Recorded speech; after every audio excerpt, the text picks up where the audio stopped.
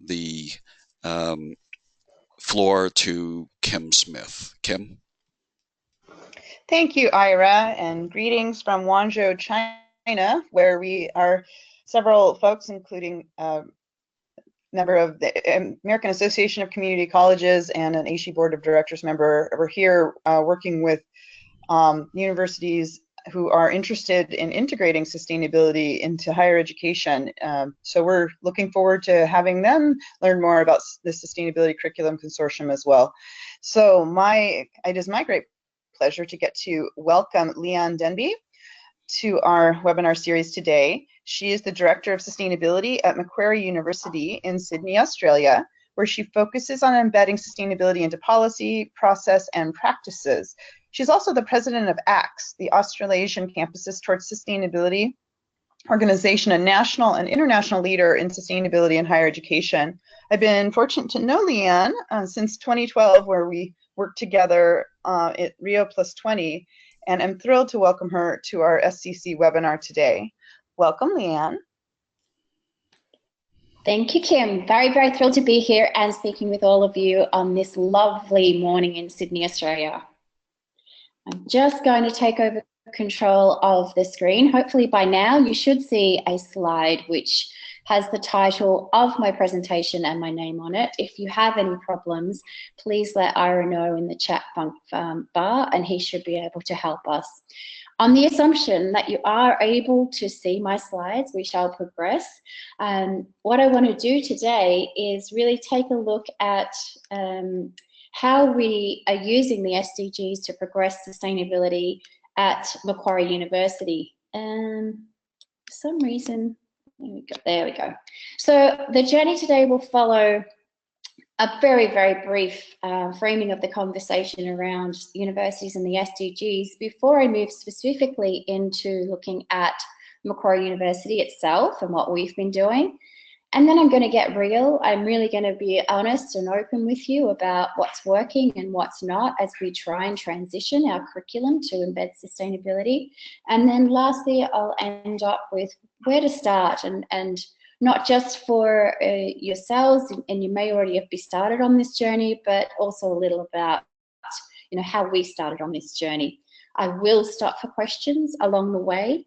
So as Ira said, if you do have questions or comments, please put them in the chat bar and we'll get to them as we go along. So first of all, let's have a quick look at framing the conversation. And this really should be no surprise to anybody who is in the sustainability space. Obviously, there is a great synergy between the role of universities, the role of the SDGs, and how we can help each other progress the sustainability agenda. In particular, if you think about the opportunity that the university provides, we really are a magnificent leader, an opportunity for exponential impact through thinking about how we can align our curriculum with the SDGs in a number of different ways, and I'll talk about them specifically as I go through the Macquarie University case study. So if we think about all that a university is and does, there's primary areas that we can look at, and we can think about it from the angle of research, education, our operations and governance, and our external leadership. And within all of those spaces, there's absolutely every opportunity in which we can align the SDGs with our work, with what we do and what we stand for internally within our own community at our institutions, but obviously externally with our public engagement and our opportunity to provide cross-sectorial dialogue and action. Some would say that universities, colleges provide a wonderful space to have a role in advocating for the SDGs and bringing together the community to really think about what this means at a regional level. And I have to apologise if you do hear random sounds in the background. I have my puppy in the room with me so he doesn't wake my children upstairs, and he has some toys. So that squeaking and noise you can hear, that's my dog. So apologies for that. Before I move on, I just want to see if there's any questions or concerns so far with what I've talked about. Otherwise, I'll get straight into the actual case study itself. I'll just pause there and go to Ira to see if there's any concerns. Please proceed, and I'm so grateful that you explained the source of the noise, because I was trying to block it out through technical means and wasn't having any success. So please proceed. Yes, I am really sorry about my puppy in the background. I just didn't know what else to do with him without sending him elsewhere in the house, and then he'd likely wake my children. So let's go on to thinking about what this has looked like at Macquarie University and how we've started this journey. And I will talk a little about our holistic approach before focusing specifically on curriculum, because it all does fit together in a really nice way. So a little bit about Macquarie, so you know who you're talking to. We're a young institution, particularly in the higher education sector, and we're only 52 years old, but we are very blessed. We live on a campus of 126 hectares or 320 acres. And as you can see, so by some of those photos, it's very, very beautifully green, which gives us a great basis to have the conversation around environmental sustainability. We're not far from the city centre of Sydney. We're very, very accessible by public transport. We have our own train station. We are a very much focused institution on research and teaching. We're quite large in the scheme of a broader higher education sector, though not for Australia. We're probably a medium-sized institution with our 45,000 students. We have around 4,000 staff, and then we have me and my tiny team of 4 trying to influence that giant beast to embed sustainability in all that we do, which is basically our entire mission statement. We went through a very large consultative process as a university back in 2013. And thankfully, through that consultative process on what we want Macquarie to be, it was framed that we want to adhere firmly to our commitment to the principles of sustainability in all we do. And having that statement in the university's strategy has provided us with great lateral thinking and leverage to really dive into what this means about thinking about the principles of sustainability in all we do. It's given us more lateral space than we had before our strategy came into play in 2013, and it's allowed us to really start driving some firm conversations on this topic. So I'm just going to introduce the way in which we work at Macquarie Sustainability. So what you see here is basically our strategic approach on a page, and you can see there are those 4 primary areas at the top of the page, from leadership and governance to facilities and operations, and underneath those are a number of sub-themes. And what this is showing you is all the different areas in which my team and I work to try and embed sustainability. So we don't own any of those spaces. Our whole role is to work through and with others to achieve sustainability in amongst those different areas. And we use those supporting mechanisms that you'll see at the bottom there in charcoal, from policy and strategy through to links to curriculum. I'm getting an awful feedback, Ira. Is anyone else suffering from that? Might just be me. It just started, so if you hear it, I would just go silent for a couple of seconds and try again. So, but it seems to be okay now. Seems to stop. Yes, thank you. So what you see is all of those different supporting mechanisms are ways in which we try to influence and change the organisation to embed sustainability. So I think that's great context for you, because what it does, it shows you the areas in which my team of 4 and I try and work with all the other parts of the institution. So I'll start focusing specifically on what we've done to think about our role in thinking about where does sustainability and the SDGs fit together at Macquarie University. And the first thing we did was start to think about, well, what are we saying publicly as an institution? What are those goals, those strategies, those policies, all the different things that make Macquarie Macquarie? what are they saying about where we focus our energy, where our strengths are, where our gaps are? So what I did was I engaged a postgrad student to publicly review all of our available documents and information to map that against the SDGs. And you'll see an excerpt of that on the screen at the moment. This one is speaking to Goal 3, ensure healthy lives and promote well-being for all at all ages. And what the student did was list out all the different targets that come underneath that goal, look at what's publicly available about Macquarie University and start to populate that information in the right-hand side of the screen. So you'll see, for example, under 3.1, where it talks about global maternal mortality, we have a Centre for Health Economy, and it has a focus within that area. So this is starting to give us a big picture overview of where we're linking with the SDGs according to what we say we do and we believe in. Now, our student has denoted that as yellow, as you can see by the yellow colouring of the box where number 3, the goal 3 sits, saying that yes, there's something happening, but more could happen. And he used that traffic light system for all the goals against all the information that he could find about the university. We're now looking at where our gaps are, where our strengths are, how do we better articulate our strengths, and how do we focus on our gaps.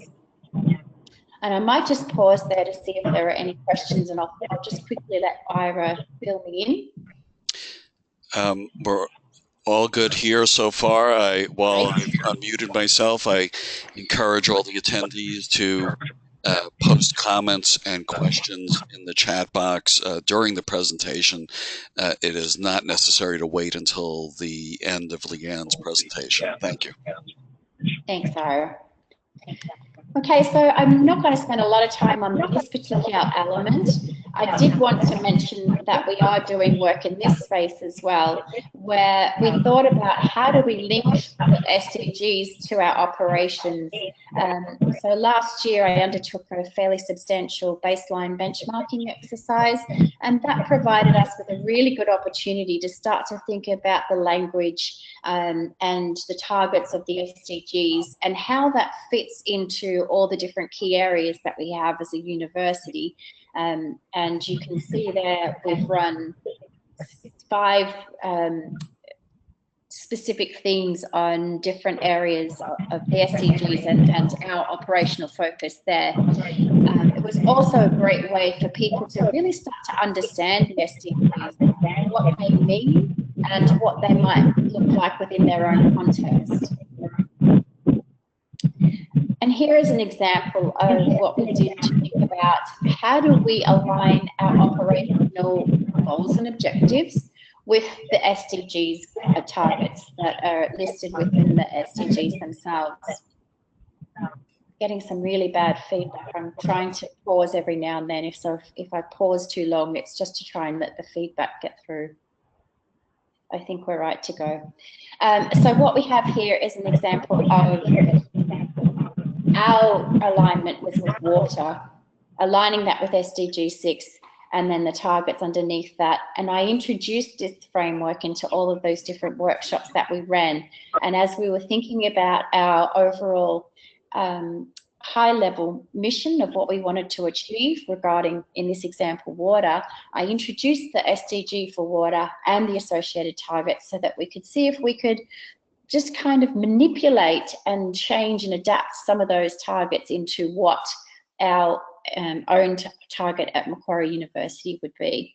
And we did that for all of the different areas that I mentioned in this slide here. So we're really starting to think about how do we bring the SDGs, their targets, into our operational aspects in the way in which we position our own objectives and targets. On the research side of things, we've done a bit of work in really thinking about our key strengths and gaps and opportunities. So what you see on the page here are our actual designated future shaping research priorities for Macquarie University. Healthy people, resilient societies, prosperous economies, secure planet, and innovative technologies. So one of my team took these different priorities and all of the different elements within it, so all the dot points underneath each of the different headings designate an area in which we tend to focus within healthy people, for example. And she took all of this information and she thought about what does this look like in regards to the SDGs. So what I'll show you here is an excerpt from the work she did under healthy people, and particularly the pedagogies for health and lifelong learning.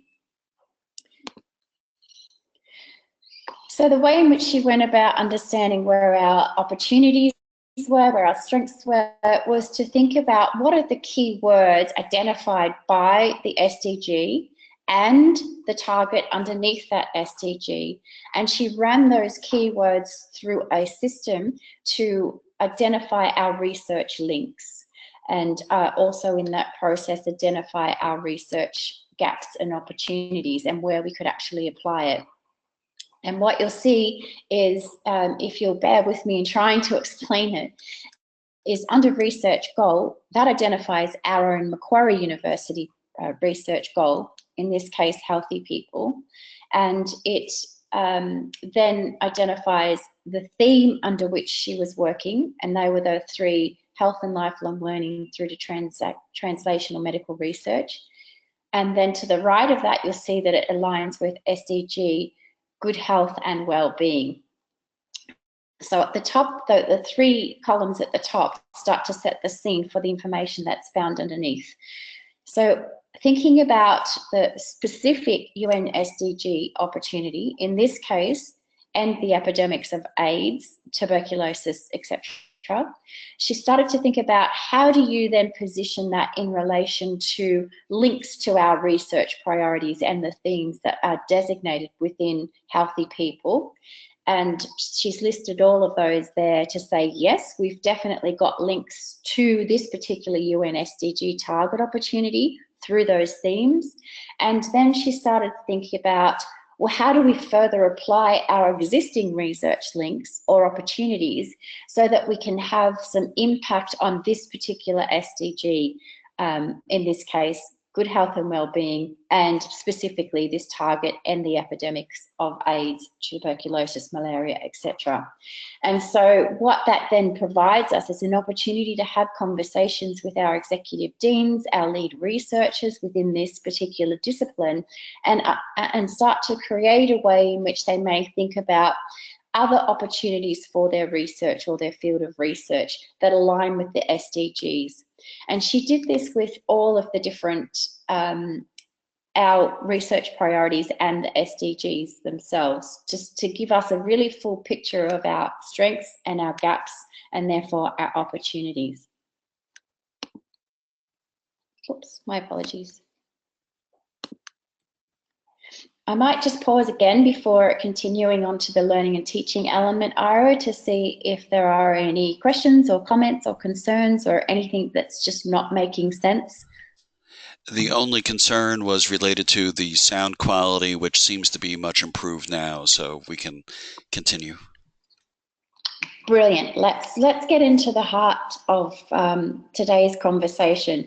The previous few slides really just set up some of the work that we're doing with regards to linking the SDGs at a broader level, but now I'd like to focus more on curriculum, because this is the most exciting opportunity that I find personally. So several years ago, I'll give you some context before I go into the SDGs specifically. Several years ago, we set up an initiative through my team called the Education for Sustainability Initiative. And what that involved was really setting up the business case for how sustainability should be, could be, can be embedded across our entire curriculum that we deliver.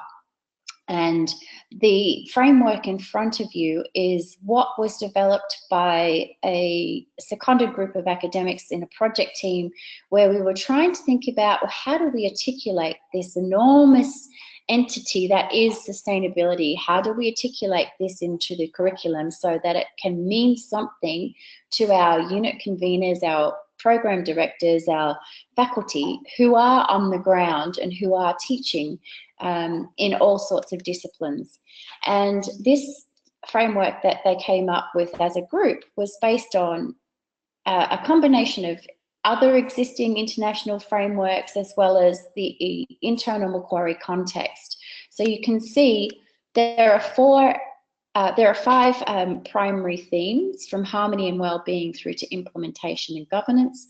And below each of those themes are our sub-themes for really giving some indication about what we mean by, for example, harmony and well-being. So it includes things like social justice and equity, health, human rights, animal rights, cultural diversity, etc., etc., etc. And this gave us the opportunity to really think about, from a content perspective, what are the types of things that we think students should be learning across their curriculum if they were to be emerging from Macquarie University as sustainability literate. Underpinning these content themes are our learning skills, and I haven't actually shown you what the learning skills are because we're in the moment of revisiting and reviewing those learning skills to tighten them. They exist at the moment in there's about 12 of them, 12 or 14 of them, and they're just far too generic and broad to be really indicating what a sustainability change agent looks like. So we're tightening them down to, we're ideally trying to get 5 to 6 of the key sustainability change agent learning skills. But what we were able to do by having this framework was have conversations with our faculty around thinking where they may have implicit connections to sustainability through work that they were already delivering and making those connections explicit. So an example of that is if you go into the business faculty, for example, they may not actually realise that they're talking sustainability in the language through thinking about how we deal with production, consumption and waste. So this framework gave us a really good opportunity to start building awareness and understanding and thinking about how you can make small steps to change to make those implicit connections explicit. And what it also allowed us to do was map what's already happening at a program level or a degree level within the different areas that we were working. And so what you see on your screen here is an example from our Bachelor of Criminology degree that we offer. And what's not shown on the left-hand side of the screen is the different core units that are part of the Bachelor of Criminology. And so each of these rows, the coloured rows that you see, represent a core unit within the Bachelor of Criminology. So this is brought about by having one-on-one conversations with the unit conveners of those core units, using that framework, and as you can see on the right-hand side of the screen, another layer of trying to understand the breadth and depth of learning that occurs within that core unit. So if you think about the matrix on the left-hand side, across the top row, we have our different elements of the EFSI framework. Within the coloured box on the right, we ask our unit conveners, our faculty, to advise us where they think learning is occurring within, for example, social justice and equity, from implicit learning. In other words, oh yeah, I am teaching that, but I've never actually framed that as anything to do with sustainability, to yes, it's being delivered through a lecture or tute, right down to it being a learning outcome or an assessment. Now, ideally, it would be wonderful to see lots of green across this matrix, so that we know the students are getting the learning that we think is important for them to emerge as sustainability literate, but there are lots of gaps. The numbers underneath our coloured box represent the different layers in which learning is occurring. So one is very basic. There's some discussion, but it's not the main focus. So for example, under harmony and well-being, the first row under food security, there is a couple of greens and yellows with the number 1 there. So that's indicating that learning is occurring. In all honesty, it's not a primary focus. 2 means it's covered in detail, so students would recognise that they're learning something in this space. And 3 is it's a consistent theme throughout delivery of the unit or a major component. And again, what you'd like to see in an ideal world is as you transition from 100 to 200 to 300 level, that you'd expect at the 100 level, there may be primarily 1s, but by 300 level, what you'd like to see is a consistency of 3s, so that it is becoming a really important part of curriculum delivery. Now, what this matrix also shows us is where the gaps and opportunities are. So in this case, the harmony and well-being, implementation and governance, and to a lesser extent, economies and economic well-being are fairly well covered within Bachelor of Criminology. However, what's not is natural resources and climate change. And you may consider that's a natural gap given the focus of the discipline that's being taught within the Bachelor of Criminology. But what we then do is offer opportunities for our faculty to think about how they could actually embed elements of those 2 things within the delivery of the curriculum. And in this case, I've just given one example. We give them a report with at least 15 to 20 different examples of what this might look like through delivery. You can see that we've given them the opportunity to think about how they could include a video on water crimes, a global crisis on the rise.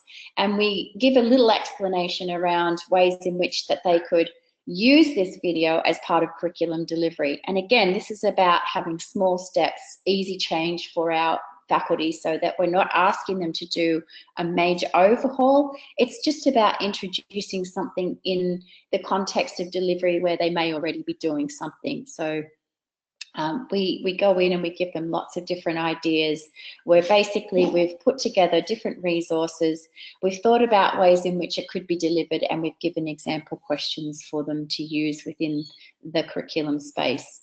And I'll just quickly pause again to see if there is any comments, questions or concerns or confusion at the moment. So Ira, anything coming through?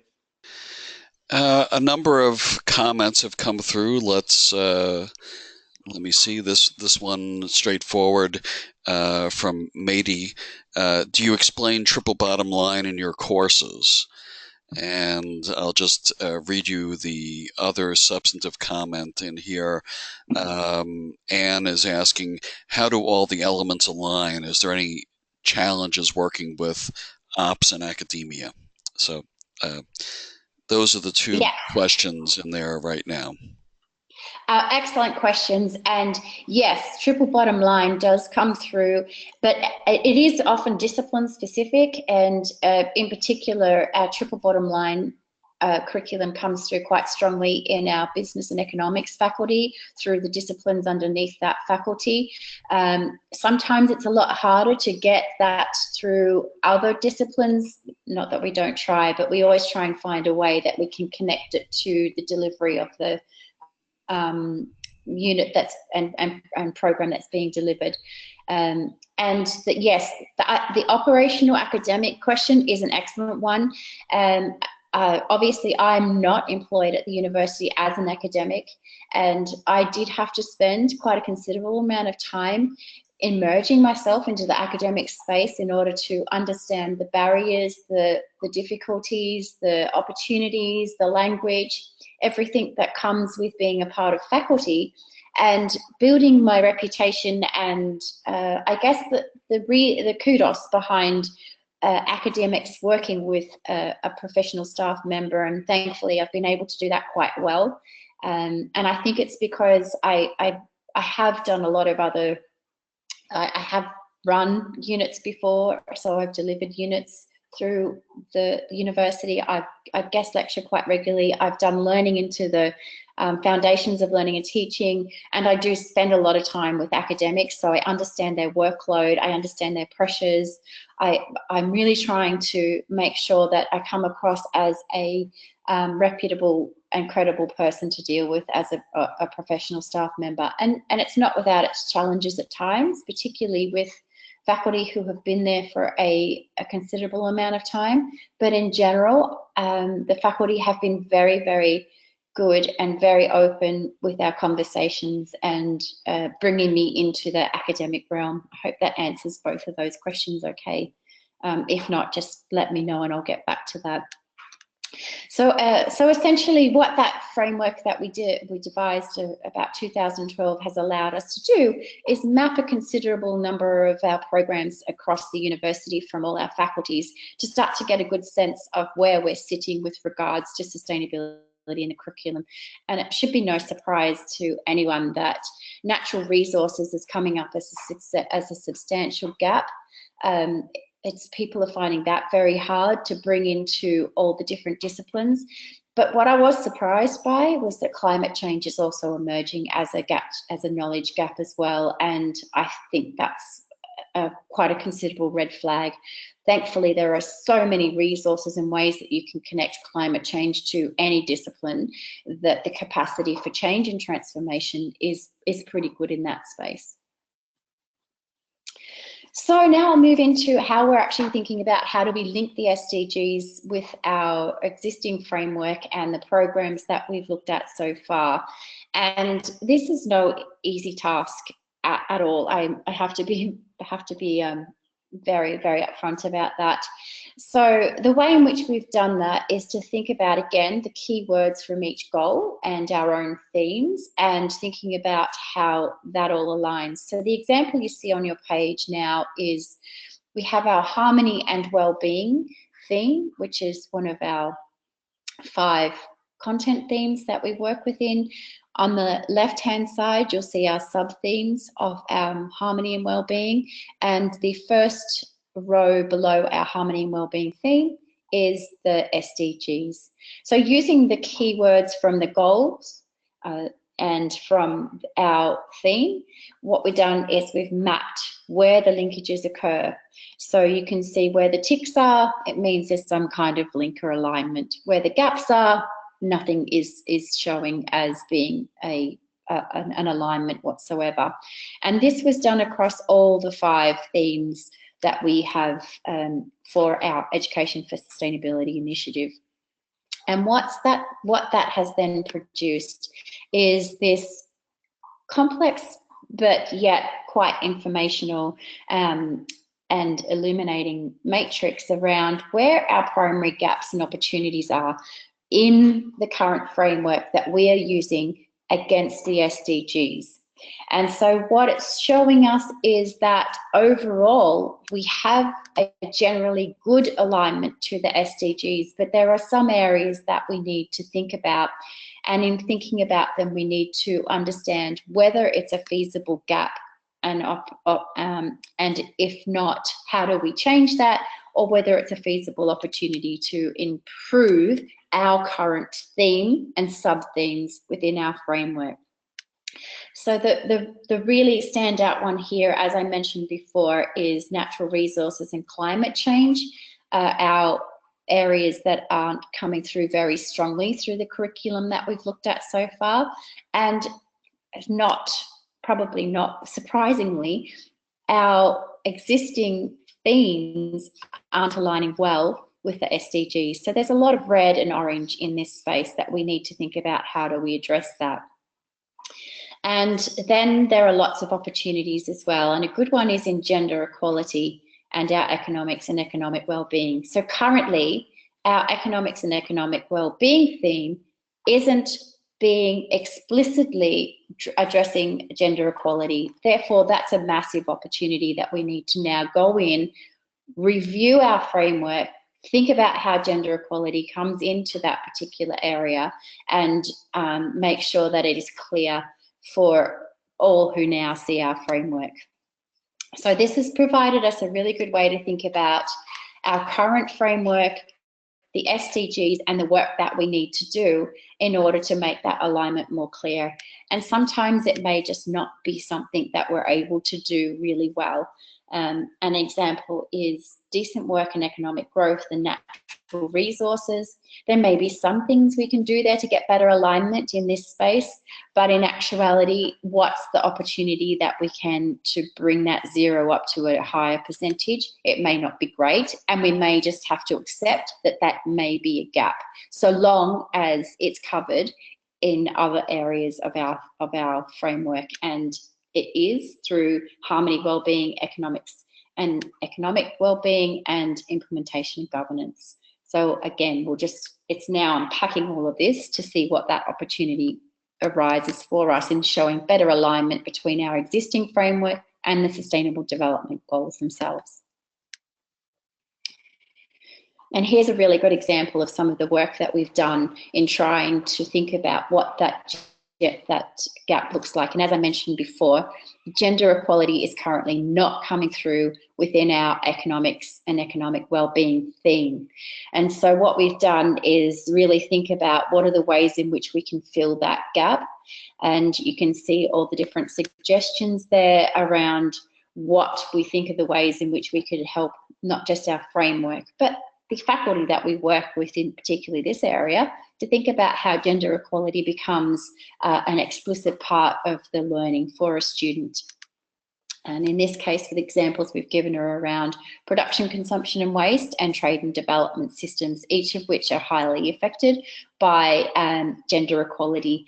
And this is research that we've found. So we've done a lot of investigating, looking at what exists in research, and then trying to make the connections that way for our framework and our faculty. And again, I might just pause, Ira, and make sure that I'm not leaving anyone confused or with burning questions. There are a couple of questions that have come in. First of all, I'll just speak for myself and say the mapping exercise is fascinating and obviously very useful approach. The slide that you're on now with the gap that was identified for economics for gender equality, is this one of many gap-filling examples that you have available in a report, or is this just a purposes of this presentation? I guess the underlying question is, have you compiled a sort of a guide to filling the gaps? Absolutely, yes. We have it's an internal report that we've developed, which is where I've basically drawn all this information from. So it not only covers learning and teaching, it covers our research gaps as well, because we figured they were the two primary areas in which we could really think about how we could have good impact. So it does, the report we have goes into more detail, and it does show, for example, it highlights particularly those areas that are boxed. It gives some ideas on how you can fill the gaps in those areas, and it does that for our research focuses that I mentioned before, as well as our learning and teaching focus. So yes, we do have that available for all the different areas. So you indicated that's an internal report. There are attendees asking if there is any aspects of your research that you are able to share at this point. I'm absolutely happy to do so. I'll go in and tidy it up a bit, because it's literally just us putting stuff on a page and thinking about what we do with all of this information. And I'm quite happy to send that to you, Ira, and then you can distribute that to those who are interested, or if there's a better way to distribute that, I'm quite happy to do that as well. With the caveat, it's not going to be like 100% polished, but it will look a little better than what it does now. What would you suggest would be the best way to do that? I'm happy to distribute it within the SCC network, and moreover, offline, we can talk about the session we're doing at the faculty conference on teaching with the SDGs, and the document that you're about to clean up could be on the table there for discussion. So Okay. that is another possible follow-up. The other question that's come in so far is asking whether Macquarie has an engineering program, and if so, how do you connect sustainability to them? We do have an engineering program. It's probably only about 5 to 10 years old. It is a new program, and it's funny because our engineers were the first people to go through this process with us. So we actually have done a lot of work with our engineer school, particularly on the mech engineer program. They have a accreditation process they need to go through, and Engineers Australia has specifically mentioned that they want the program to deliver sustainability teaching, so they quickly put up their hands. So I have a whole report on the engineering program that we did that I don't think that our engineers would be adverse to me sharing, and I'm quite happy to share that as well. Thank you. Anything else? Or otherwise I'll move on. I think we can continue. Thanks. Great. Okay, so I know we're getting close to time, so I just go through some of the biggest challenges that I've found in this whole process from the beginning to where we are now. And most of this should be no surprise to people. The time element, it has been a substantial barrier in us getting anything done.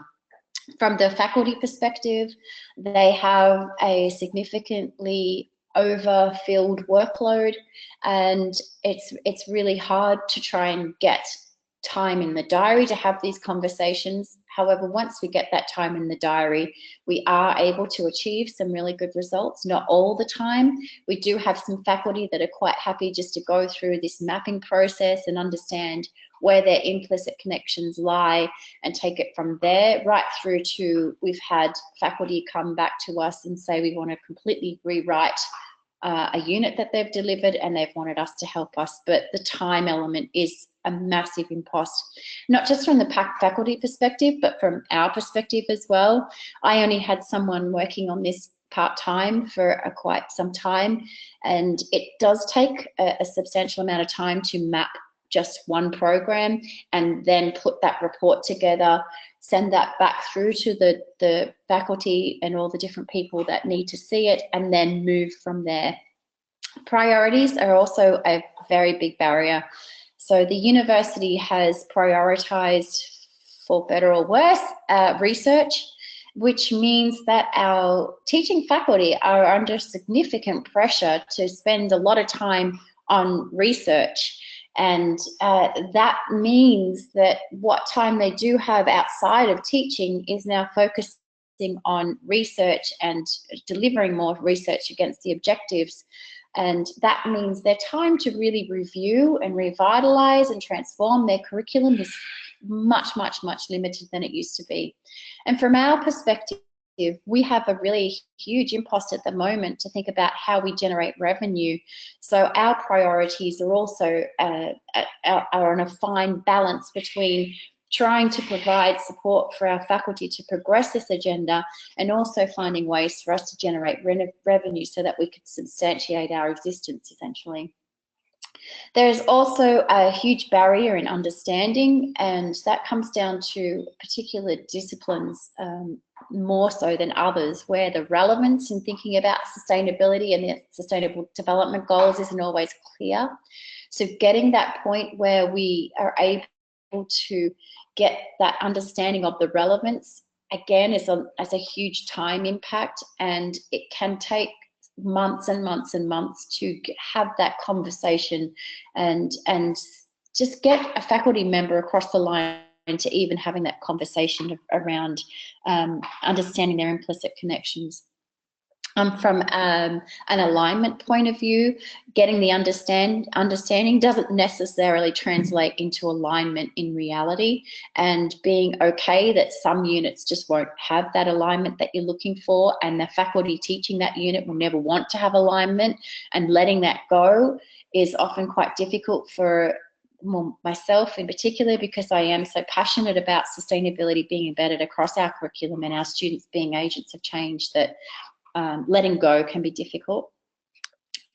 The capabilities of our faculty are often need to be developed in this space, and that's why we've taken that step-by-step approach where my team will develop the resources that are applicable to the discipline being taught, so that they can try and think about how they can take out something they're currently doing and insert that resource that we've created. So it's not so much of a need for them to really build their capability in teaching sustainability, it's just in delivering that particular resource that we've developed. And on the flip side of that, getting the time with them to develop their capabilities in really thinking about what this could look like in the curriculum is very difficult. And from my team's perspective, we find our skills are often underutilised.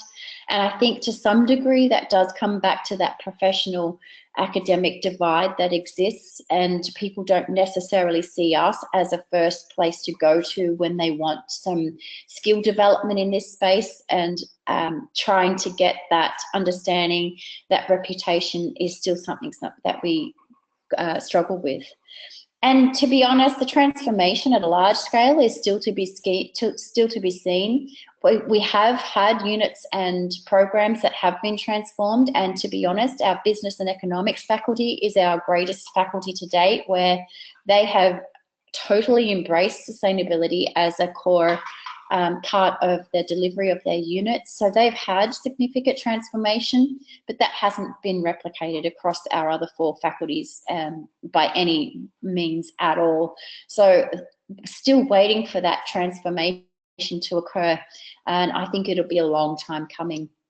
And this is all in the context of our government constantly changing politically, where their priorities lie. So we've just had information sent to us the end of last year, beginning of this year, around the higher education landscape, which means we're now in a time of significant change, and that then reprioritises the whole education sector. Plus the government gives us no direction, and I'm sure those of you from North America probably appreciate the lack of support, direction from the government, and we're in the same position here in Australia. So that overall context doesn't help what we're trying to achieve either. But there are always rays of hope, and I always like to think about the glass half full side of things. The framework that we developed has been instrumental in providing a way to have conversations about sustainability in the curriculum. Now, when I first started thinking about sustainability in the curriculum, I tried to do it without a framework, and it actually was extremely difficult to get buy-in, to get people to think laterally, to get them to see the opportunities. So having that framework has been an absolute bonus, just to get awareness raising, conversation starting, and then also to have that element of change occur across the curriculum. It's also we've been able to achieve a lot of kudos and credibility through this whole project that we've been doing in the curriculum. And we've now had a specific objective to embed sustainability across the curriculum written into our learning and teaching strategy for the university. So before that, we were devoid of any kind of objective, but now it's there because we were moving in this space well before they reviewed our learning and teaching strategy. The awareness raising has been fantastic by having that framework, thinking about the sustainable development goals, what that could look like. It's been exciting, and a lot of people have been very enthusiastic about the sustainable development goals in particular. And we now have some champions who are willing to stand up and say, yes, this is a great process. You need to have these conversations with our sustainability team. And I'm currently in the process of piloting a badging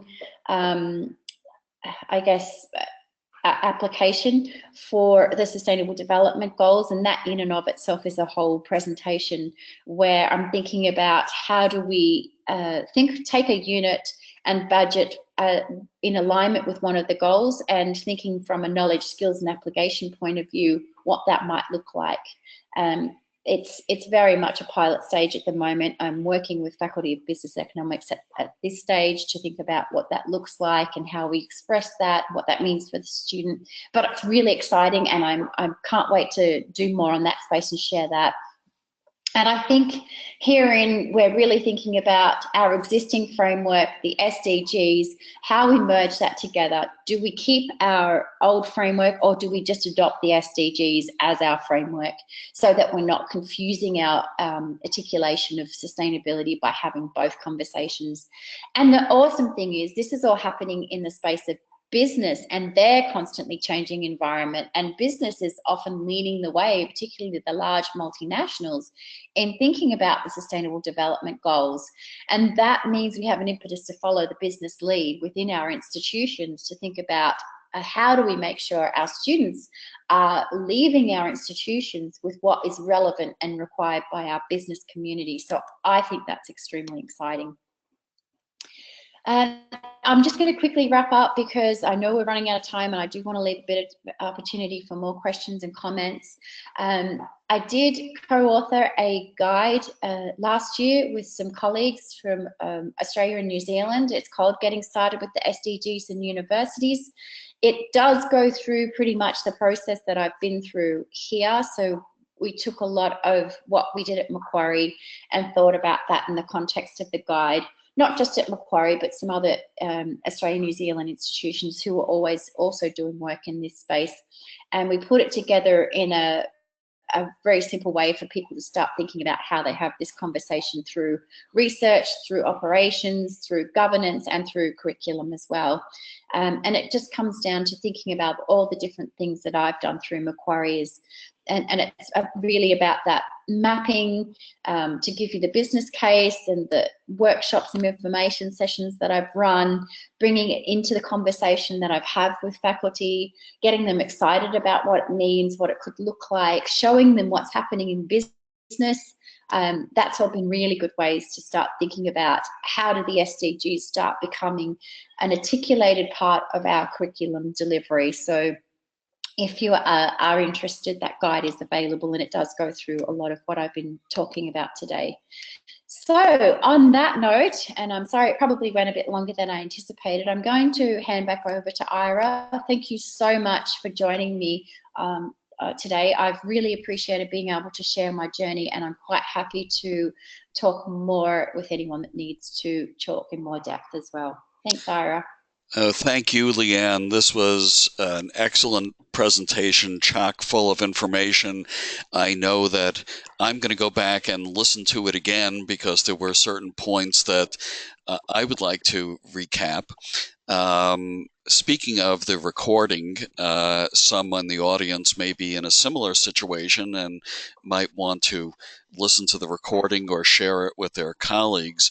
The recording will be posted on the SCC website within the next couple of days.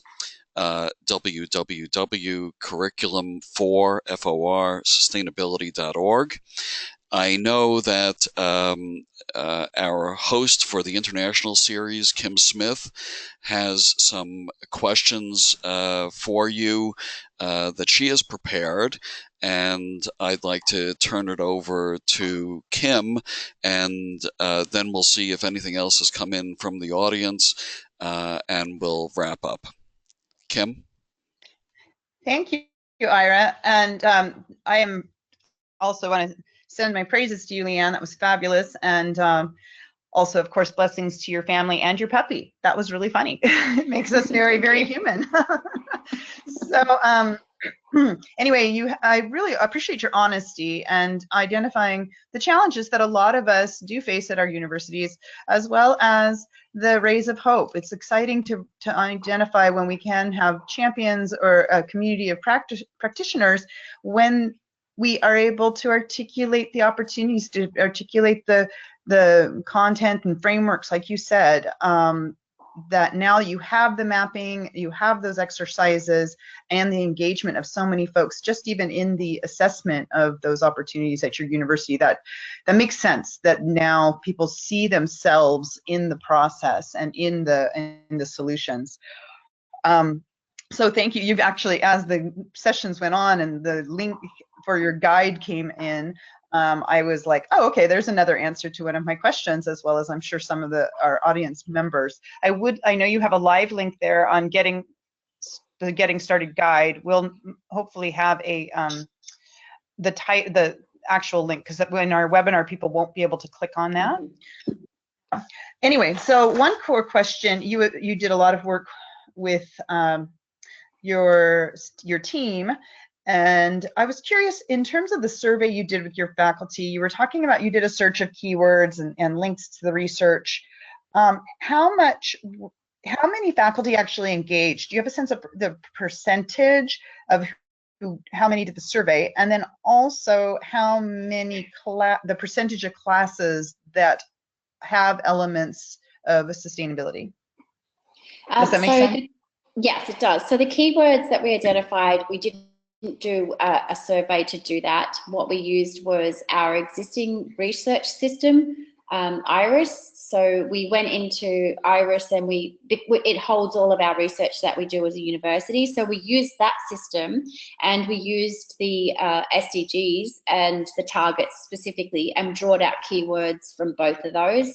And I think what happened was, underneath the SDGs, we ended up having all of them together. We have about I think it was around 246 keywords that we were identified as being able to relate to an SDG and the targets beneath that. So we use those keywords in our IRIS system to identify where research connections existed. So it helped having a system in place that we could go into, and that holds our research, and that's how we did that. So it wasn't through a survey.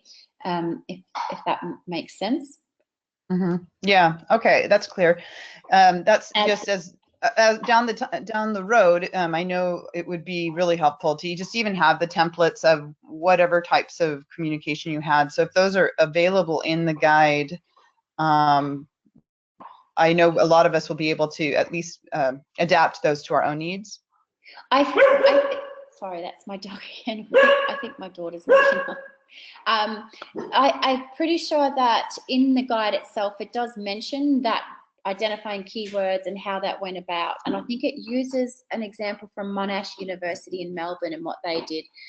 If not, I'm happy to find that and share that as well. As for the percentage of our units and classes that have sustainability, it's still quite low. We have hundreds and hundreds of classes that we teach. And I would imagine we're probably still only around 18%, maybe 20% of our classes that we've actually been able to get through and look at in detail, and can, hand on our heart, say that yes, they have sustainability content as part of them. I'm hesitant to say more than that because we haven't looked at all the classes that we run at the moment, and there may be more. There may be more that explicitly teach sustainability that we haven't actually looked at. So I'd rather err on the lower side of the percentage than the higher side at this stage. Okay. And recognizing time is moving quickly, I have two other relatively quick questions. One is given the emphasis of your university on research, this seems like a really great opportunity for faculty, an incentive by mapping these efforts to the SDGs or identifying opportunities. Wouldn't there be ways that we can find more funding through grants? I know that there's money that has been earmarked to help implement the SDGs. Just wondering how you have been able to tap into the grants or funding opportunities on behalf of your faculty. That's an excellent question, Kim. So what I've tried to do internally is think about where we offer internal grants, can we do some kind of alignment to SDGs as part of criteria? That's an ongoing conversation. So I haven't been able to come to any resolution on that as yet. And then from the external grants opportunity, unfortunately, our own Australian government doesn't offer anything. So it is thinking about what else might exist out there. And what we do is we don't actually pursue those grant opportunities on behalf of our faculty, but we advise them that they exist. So we send them to the relevant places where they can get that information so that they are aware that there's money available for research into this space that aligns with their core discipline and research focus, but it opens up the opportunity to think more specifically about the Sustainable Development Goals. Cool. All right, and then recognizing in the chat box, there was an early question that is of particular interest to me as well, given that I'm one of the founders of an RCE in Greater Portland, Oregon. Anne from Michigan State, hello Anne, asked if you are involved in the RCE network. No, I'm not currently involved in the RCE network, no. Not that I don't want to be, it's more a time impost thing, goes back to the time thing. Right. Although you do have a variety of RCEs in Australia, very active Correct. ones. So, Correct. okay. Yes. Okay, so I'm going to thank you very much. I'll turn the the microphone back over to Ira and see if there's any final thoughts from him, and then we'll be able to start wrapping up. Thanks, Kim. Sure. Yes, thank you, Kim. I believe Kim asked this question, but just to be clear, Leanne, if you could forward with the other items that you have promised, the link to the Getting Started guide. There are several attendees who have written in requesting that link, and I can make sure that they get it. There are no further questions or comments in the chat box, so I will start the wrapping up process by thanking you for not only the great presentation, but also for your great flexibility in coordinating with me and Kim to make this happen. Much appreciated, and I can tell you it was definitely worth the effort. Kim, thank you for your patience in pulling all this together, and I will let you have the final word. Oh, that's very kind of you.